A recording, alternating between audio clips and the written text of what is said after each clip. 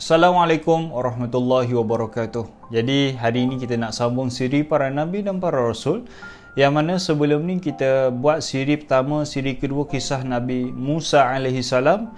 Pada kali ini kita nak sambung siri yang ketiga, kisah Nabi Allah Musa alaihi salam. Kenapa saya buat sampai 3 siri?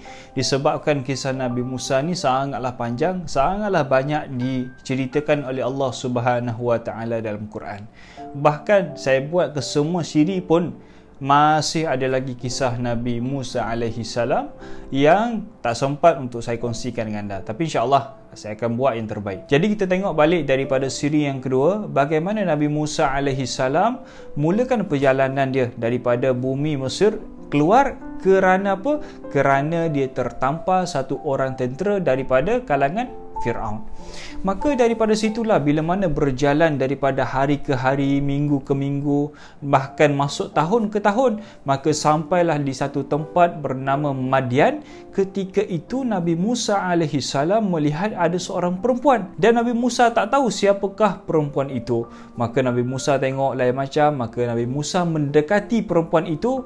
Lalu bila mana Nabi Musa tanya, tengah buat apa, sedang buat apa, maka perempuan itu kata, aku sedang menunggu untuk mengambil air, dan aku tidak akan boleh untuk mengambil air selagi mana tidak ada 4 ke 5 orang lelaki untuk mengangkat bekas itu. Apa Nabi Musa buat? Nabi Musa mendekati bekas itu, lalu Nabi Musa dengan seorang diri mengangkat bekas yang sangatlah berat, yang memerlukan tenaga 4 ke 5 orang lelaki, tapi Nabi Musa mengangkat seorang diri saja dengan senang. Maka wanita tadi ambil air dan terus balik ke rumah.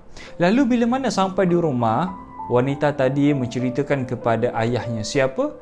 Ayahnya yang bernama Nabi Syuaib alaihi salam. Maka dikatalah, ada seorang lelaki yang sangat bagus, yang sangatlah baik, dia telah menolongku dan aku dapati dia layak untuk membantu kita dalam kita berniaga, berternak dan sebagainya. Maka bertemulah di antara Nabi Syuaib alaihi salam, seorang rasul dan nabi, bertemu juga dengan Nabi Musa alaihi salam, seorang rasul dan seorang nabi juga. Dan pada ketika itu Nabi Syuaib ni sangatlah tua, dah uzur. Maka di sanalah bermula era baru bagi Nabi Musa alaihi salam, tinggal dengan Nabi Syuaib alaihi salam, belajar dengan Nabi Syuaib alaihi salam. Dan kata para ulama, Nabi Syuaib lah yang mendidik dan mengajarkan dan mempersiapkan Nabi Musa alaihi salam untuk berdakwah kepada masyarakat Bani Israel, khususnya kepada Fir'aun pada zaman itu. Maka bila mana dah lama duduk rumah Nabi Syuaib, berniaga, belajar macam-macam, Nabi Syuaib suka dengan Nabi Musa, maka Nabi Syuaib kahwinkan anak perempuannya dengan Nabi Musa alaihi salam.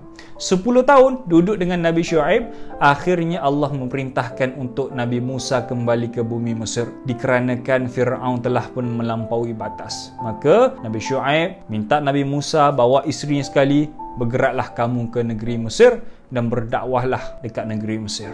Ajaklah Fir'aun kembali kepada Allah Subhanahu Wa Taala. Maka dalam perjalanan mereka, suami dan isteri dengan sangatlah panjang, berhari-hari, berminggu-minggu, bahkan berbulan-bulan. Maka dalam keadaan kepenatan, di satu malam mereka berhenti di satu tempat padang pasir. Ketika itu mereka kehabisan air. Lalu Nabi Musa melihat ke kiri, melihat ke kanan, mencari sumber air. Dan ketika itu suasana gelap, dan Nabi Musa dapati di atas bukit sana adanya cahaya lampu. Dan di sanalah Nabi Musa rasa, biasanya kalau ada lampu mesti ada manusia. Adanya manusia mesti ada bekalan minuman dan makanan.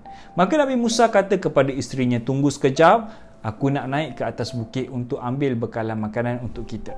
Maka bila mana sampai saja di atas bukit, terkejutnya Nabi Musa alaihi salam yang didapati rupanya yang bercahaya itu bukanlah rumah, yang bercahaya itu bukannya unggun api, tapi Nabi Musa dapati yang bercahaya itu adalah satu pokok yang berada di atas bukit. Dan ketika itulah Nabi Musa kata, aku terdengar satu suara, ikla alai wahai Musa, tanggalkanlah kasut kamu wahai Musa, sesungguhnya kawasan ini telah pun kami bersihkan. Dan di sanalah yang mana Nabi Musa dapat wahyu daripada Allah Subhanahu Wa Taala. Maka di sanalah Allah kata kepada Musa, wahai Musa, apa yang ada dekat tangan kamu wahai Musa?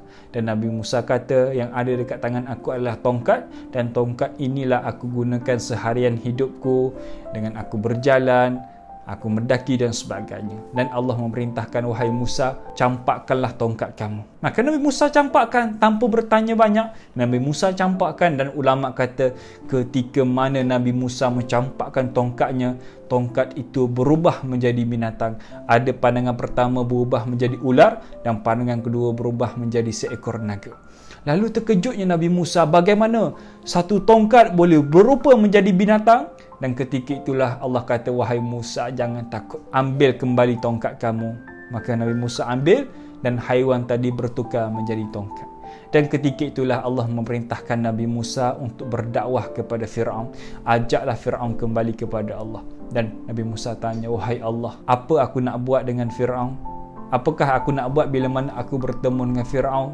Dan ketika itulah Allah kata kepada Nabi Musa, wahai Musa, seandainya Fir'aun beriman kepada aku, seandainya Fir'aun beriman kepada Islam, kepada agamaku, maka bagi tahu 3 tawaran aku bagi kepada Fir'aun. Tawaran pertama, aku akan panjangkan umur Fir'aun 2 kali ganda, yang mana pada ketika itu umur Fir'aun 400 tahun, maka ditambah 2 kali ganda lagi umur Fir'aun. Dan tawaran kedua Allah bagi kepada Fir'aun adalah Allah akan kembali muda lagi Fir'aun, akan dikembalikan menjadi muda.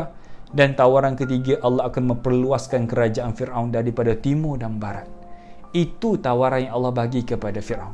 Maka bila mana dapat semua input daripada Allah Subhanahu Wa Taala, maka bergeraklah Nabi Musa dan isterinya ke bumi Mesir. Lalu bila mana sampai di bumi Mesir, apa Nabi Musa buat? Nabi Musa terus pergi bertemu dengan Nabi Harun alaihi salam. Ada riwayat yang mengatakan Nabi Harun ini merupakan adik-beradik kepada Nabi Musa. Ada juga yang mengatakan Nabi Harun ini adalah sepupu kepada Nabi Musa alaihi salam. Ala kulli hal, kedua-dua ni adalah dalam kalangan Bani Israel.